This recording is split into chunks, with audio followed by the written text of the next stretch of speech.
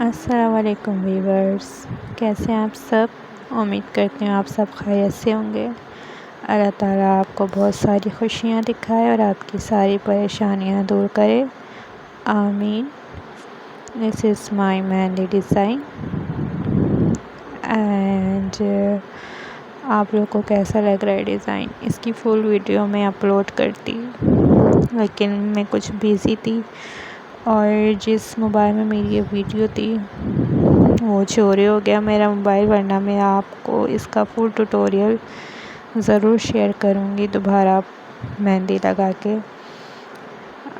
और आप सबको ईद मुबारक। आप लोग की ईद कैसी गुज़री मुझे कमेंट सेक्शन में ज़रूर बताइएगा। और आपको जिस तरह के भी मेहंदी डिज़ाइन पसंद है आप मुझे कमेंट्स में बताइएगा, मैं आपके साथ डिज़ाइन शेयर करूँगी। पहले भी बहुत कमेंट्स आए थे कि आप हमें टिकिया डिज़ाइन बताएं, तो इसलिए आप लोग के कहने पर मैंने ये टिकिया डिज़ाइन लगाया था। और भी न्यू अच्छी वीडियो देखने के लिए आप हमारा चैनल को सब्सक्राइब करें।